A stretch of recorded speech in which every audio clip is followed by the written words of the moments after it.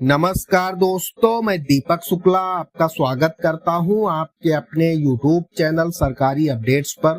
दोस्तों, आज के वीडियो में हम जानकारी देंगे कि आप सेविंग अकाउंट यानी बचत खाते में एक फाइनेंशियल ईयर यानी एक वित्तीय वर्ष में कितना पैसा जमा कर सकते हैं यानी डिपॉजिट कर सकते हैं, कितना पैसा आप निकाल सकते हैं यानी विड्रॉल कर सकते हैं, ताकि आपको इनकम टैक्स डिपार्टमेंट से नोटिस ना आए। साथ ही हम आपको इस वीडियो में यह भी जानकारी देंगे कि आप बचत खाते में यानी सेविंग अकाउंट में आप कितना पैसा रख सकते हैं ताकि इनकम टैक्स डिपार्टमेंट आपको नोटिस न दे। इसके साथ ही हम आपको यह भी बताएंगे यूपीआई यानी गूगल पे, फोन पे, पेटीएम आदि एप्स का आप जो इस्तेमाल करते हैं, यूपीआई से आप लेन देन करते हैं, पैसा भेजते हैं, रिसीव करते हैं, तो आप उसके माध्यम से एक वित्तीय वर्ष में, एक साल में कितना पैसा सेंड कर सकते हैं, कितना रिसीव कर सकते हैं, इनकम टैक्स के द्वारा क्या लिमिट बनाई गई है। अगर आप उस लिमिट को क्रॉस करते हैं तो निश्चित रूप से आपको इनकम टैक्स डिपार्टमेंट नोटिस थमा देगा। तो उसकी क्या लिमिट निर्धारित है इनकम टैक्स के द्वारा, वो भी हम आपको इस वीडियो में आगे बताने वाले हैं। एक व्यक्ति कितने बचत खाते रख सकता है, हम आपको यह भी जानकारी देंगे। आप धनाधड़ अकाउंट खोलते जा रहे हैं, जहां जरूरत पड़ती है आप एक सेविंग अकाउंट ओपन करा लेते हैं, तो इस पर क्या नियम बनाए गए हैं इनकम टैक्स के द्वारा, आप कितने सेविंग अकाउंट रख सकते हैं, एक वित्तीय वर्ष में अधिकतम कितने रुपए की आप एफडी करा सकते हैं कैश जमा करके, वो भी हम आपको बताएंगे। कितने की एफडी आप अपने सेविंग अकाउंट से करा सकते हैं एक वित्तीय वर्ष में। इन सभी पॉइंटों पर हम आपको विस्तार से जानकारी देने वाले हैं। दोस्तों, सेविंग अकाउंट के 5-6 ऐसे पॉइंट हैं जिनकी जानकारी होना आप सभी को बहुत ही आवश्यक है, क्योंकि आज के समय में सभी के पास में एक सेविंग अकाउंट अवश्य है। फिर चाहे वह नॉर्मल सेविंग अकाउंट हो या सैलरी अकाउंट हो या जनधन खाता हो, कुल मिलाकर के एक बचत खाता अवश्य है। तो इन खातों के लिए इनकम टैक्स डिपार्टमेंट के द्वारा एक लिमिट निर्धारित की गई है। अगर आप गलती से भी उस लिमिट को क्रॉस कर जाते हैं तो आपको इनकम टैक्स डिपार्टमेंट नोटिस थमा देगा और आपके ऊपर 300% तक की पेनाल्टी लगा देगा। जी हाँ दोस्तों, 300% पेनाल्टी बहुत अधिक होती है, जिसके लिए हो सकता है आपको अपना घर, जमीन, दुकान सब कुछ बेचना पड़ जाए, फिर भी आप इनकम टैक्स डिपार्टमेंट की पेनाल्टी को ना भर सको। तो इनकम टैक्स अपने रूल्स में प्रतिवर्ष कुछ ना कुछ बदलाव किया करता है। तो वित्त वर्ष 2024-25 जो कि 1 अप्रैल 2024 से शुरू हो चुका है और यह 31 मार्च 2025 तक रहने वाला है। तो यह 1 अप्रैल से नए नियम भी आ गए हैं, यानी इनकम टैक्स डिपार्टमेंट ने 2024-25 के लिए जो नए रूल्स बनाए हैं वो लागू भी हो चुके हैं 1 अप्रैल से। तो अगर आपसे चूक होती है तो आपको इनकम टैक्स का नोटिस मिलने में देर नहीं लगेगी। तो आइए बिना टाइम वेस्ट किए सेविंग अकाउंट के ये सभी न्यू लिमिट जान लेते हैं, सभी नए रूल्स जान लेते हैं, ताकि आपको इनकम टैक्स डिपार्टमेंट की नोटिस ना मिले और आप इनकम टैक्स डिपार्टमेंट की पेनाल्टी से भी बचे रहें। दोस्तों, सबसे पहले जान लेते हैं कि सेविंग अकाउंट में एक साल में आप कितना कैश डिपॉजिट कर सकते हैं यानी जमा कर सकते हैं, और कितना कैश आप विड्रॉल कर सकते हैं यानी निकाल सकते हैं। तो दोस्तों, हम आपको बताना चाहते हैं, यहाँ पर इनकम टैक्स डिपार्टमेंट के द्वारा जो लिमिट निर्धारित की गई है सेविंग अकाउंट के लिए, वो है 10 लाख रुपए। आप एक वित्तीय वर्ष में 10 लाख रुपए से ज्यादा डिपॉजिट नहीं कर सकते। अगर आप 10 लाख रुपए से अधिक कैश डिपॉजिट करते हैं तो फिर आपको इनकम टैक्स डिपार्टमेंट का नोटिस कभी भी मिल सकता है और आपके ऊपर पेनाल्टी इंपोज हो सकती है अगर आप उसका रिप्लाई नहीं कर पाए। इनकम टैक्स डिपार्टमेंट जो आपसे सवाल पूछेगा, अगर आप उन सवालों के जवाब नहीं दे पाए, उन्हें सेटिस्फाई नहीं कर पाए, तो फिर आपके ऊपर पेनाल्टी भी इंपोज हो सकती है। तो इसलिए इसकी लिमिट इनकम टैक्स डिपार्टमेंट ने बनाई है 10 लाख रुपए। अगर आप आईटीआर फाइल नहीं करते हैं तब, अगर आप आईटीआर फाइल करते हैं और जानकारी आप स्वतः दे रहे हैं इनकम टैक्स डिपार्टमेंट को कि मेरी इनकम अधिक है, मैं सेविंग अकाउंट में इतना पैसा रखता हूँ, एफडी इतने की करा रखा हूँ, मैं यहाँ पर इतना इन्वेस्ट कर चुका हूँ, तो ये सारी चीजें अगर आप आईटीआर फाइल करके दे रहे हैं तो फिर कोई भी दिक्कत आपको नहीं होगी।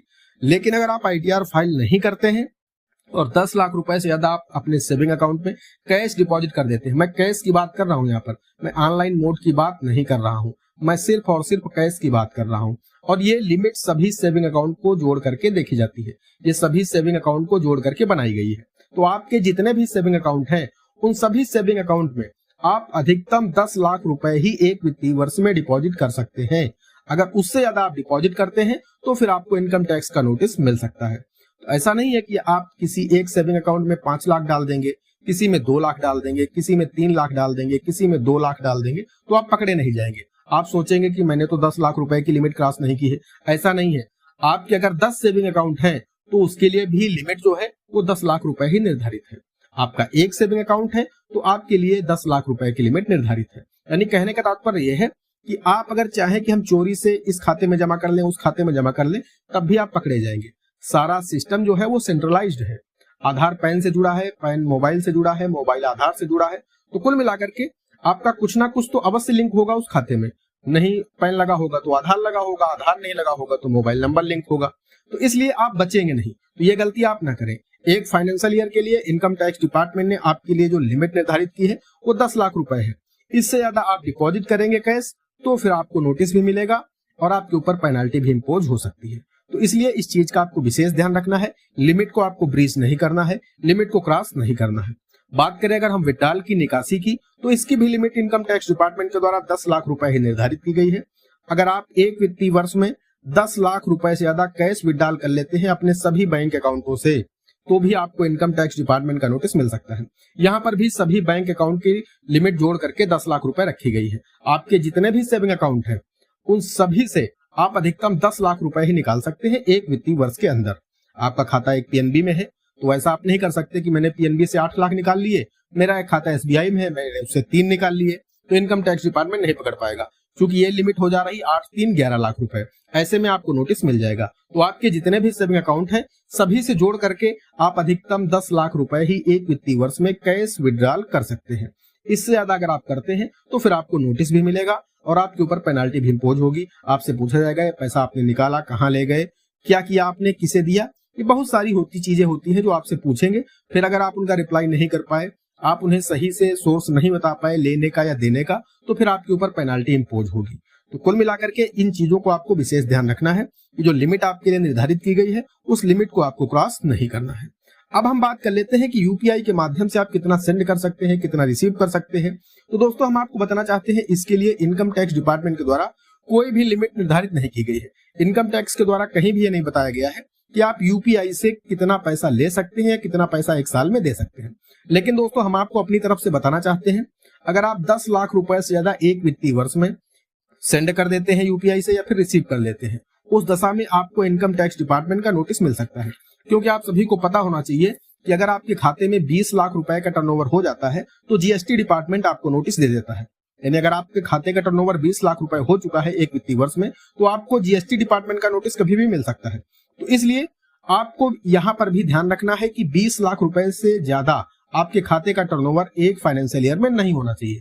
अगर इससे ज्यादा आप करेंगे तो फिर आपको इनकम टैक्स डिपार्टमेंट नोटिस नहीं देगा तो जीएसटी डिपार्टमेंट आपको नोटिस दे देगा। तो इस चीज से आपको बच के रहना है। आप देख लीजिए अगर 5-6 लाख रुपए आप सेंड कर देते हैं और 5-6 लाख रुपए आप रिसीव कर लेते हैं वहां तक तो कोई दिक्कत नहीं है। लेकिन अगर आप 10 लाख 11 लाख 12 लाख रुपए सेंड कर रहे हैं और 8 लाख 10 लाख रुपए आप रिसीव कर रहे हैं तो फिर आपको दिक्कत हो सकती है भविष्य में और आपको कभी भी इनकम टैक्स डिपार्टमेंट नोटिस दे सकता है। और ऐसा नहीं है कि आज आपने लिमिट क्रॉस किया है तो आज ही आपको नोटिस मिल जाएगा या इस साल आपने लिमिट क्रॉस किया है तो इसी साल आपको नोटिस मिल जाएगा। ये नोटिस आपको अगले 3 सालों में कभी भी आ सकता है।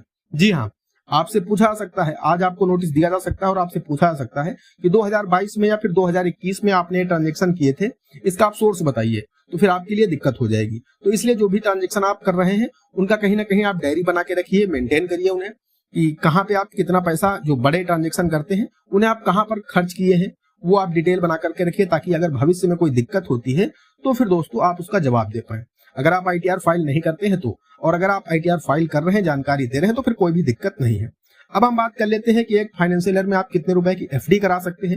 यानी आज के समय में हमारे देश में जो सबसे सुरक्षित निवेश माना जाता है, लोगों की ऐसी मानसिकता है कि एफडी सबसे सुरक्षित निवेश है और ठीक ठाक रिटर्न एफडी दे देती है, तो इसलिए बहुत ज्यादा लोग एफडी कराते हैं। तो उसकी क्या लिमिट निर्धारित है? इनकम टैक्स डिपार्टमेंट के द्वारा उसके लिए भी 10 लाख रुपए की लिमिट निर्धारित की गई है।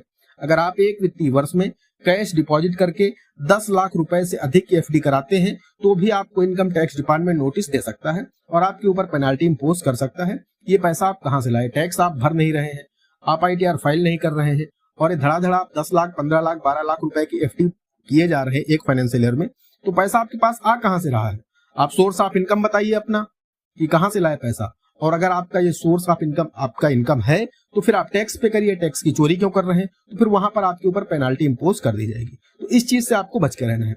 हाँ, अगर आपके पैसा सेविंग अकाउंट में पड़ा है, काफी लंबे समय से पैसा पड़ा हुआ है, उससे आप एफडी करा रहे हैं तो ज्यादा अमाउंट की भी करा सकते हैं, उससे कोई भी दिक्कत नहीं है। लेकिन एक चीज का ध्यान रखना है, अगर उसी फाइनेंशियल ईयर में आपकी कोई पिछली एफडी चल रही है और वो एफडी मैच्योर हो रही है और आपने 5 लाख, मान लीजिए आपने 5 लाख रुपए की एफडी कैश डिपॉजिट करके करा दी है उसी फाइनेंशियल ईयर में, और आपकी कोई एक एफडी और है या 2 एफडी है, 3 एफडी है जिनका अमाउंट है 6 लाख रुपए, और वो पूरी हो रही उसी फाइनेंशियल ईयर में। अब अगर उसे आप तोड़ करके पैसा अपने सेविंग अकाउंट में ले लेंगे और उसके बाद उस 6 लाख रुपए की फिर से आप एफडी करवा देंगे, आप चाहेंगे कि वो तोड़ करके मैं ले लेता हूं, उसकी ब्याज दर कम है, अब ब्याज दर बढ़ गई है तो मैं नई एफडी करा देता हूं। उस दशा में ये जो 6 लाख रुपए हैं ये भी इसी कैश की लिमिट में जुड़ जाएंगे। तो ये 5 लाख आपने कैश डिपॉजिट करके कराया है और 6 लाख आपने एफडी तोड़ करके सेविंग में लेकर के फिर से एफडी कराई है, तो ये 11 लाख रुपए हो जाएंगे। इस चीज को भी आपको ध्यान रखना है। और जब ये 11 लाख रुपए हो जाएंगे तब भी आपको इनकम टैक्स डिपार्टमेंट का नोटिस मिल सकता है। तो अगर आप एफडी तोड़ करके एफडी करवाते हैं उसी फाइनेंशियल ईयर में तो उसे भी जोड़ दिया जाएगा आपने जो कैश डिपॉजिट करके एफडी की है उसके साथ में, और फिर देखा जाएगा कि आपकी 10 लाख रुपए की लिमिट क्रॉस हो रही है या नहीं हो रही है। वहीं अगर आपकी जो एफडी चल रही है उन्हें आप एक्सटेंड कर देते हैं, आगे बढ़ा देते हैं, तो वहां पर उसकी जो लिमिट होगी उसे इस कैश डिपॉजिट करके जो एफडी कर रहे हैं उसमें जोड़ा नहीं जाएगा। मान के चलिए आपने 5 लाख रुपए की एफडी कैश डिपॉजिट करके कराई है और आपकी 10 लाख रुपए की एफडी पहले से चल रही जो कि इसी फाइनेंशियल ईयर में पूरी हो रही है, लेकिन उन्हें तोड़ करके पैसा आप अपने सेविंग अकाउंट में नहीं ले रहे हैं, उसे आप आगे कुछ समय के लिए और बढ़ा देते हैं, तो उस दशा में वो एफडी आपकी कितने भी अमाउंट की हो उन्हें इस फाइनेंशियल ईयर में नहीं जोड़ा जाएगा। तो कुल मिलाकर के इस तरह से आप अपने एफडी को एक्सटेंड करके आप इनकम टैक्स डिपार्टमेंट की नोटिस से बच सकते हैं और इस 10 लाख रुपए की लिमिट को भी आप क्रॉस नहीं करेंगे। तो ये चीज आप ध्यान रखिए। लेकिन मैं उन्हीं लोगों को बता रहा हूँ, एक चीज का ध्यान रखना है, मैं कैश की बात कर रहा हूँ यहाँ पर। सेविंग अकाउंट में पैसा है तो अलग विषय है, लेकिन अगर आप कैश डिपॉजिट करके कर रहे हैं तो 10 लाख रुपए है। इससे ज्यादा अगर आप करेंगे तो फिर आपको इनकम टैक्स डिपार्टमेंट का नोटिस मिल सकता है। दोस्तों अब हम बात कर लेते हैं कि एक व्यक्ति कितने बचत खाते खोल सकता है, कितने बचत खाते रख सकता है, इनकम टैक्स डिपार्टमेंट क्या कहता है।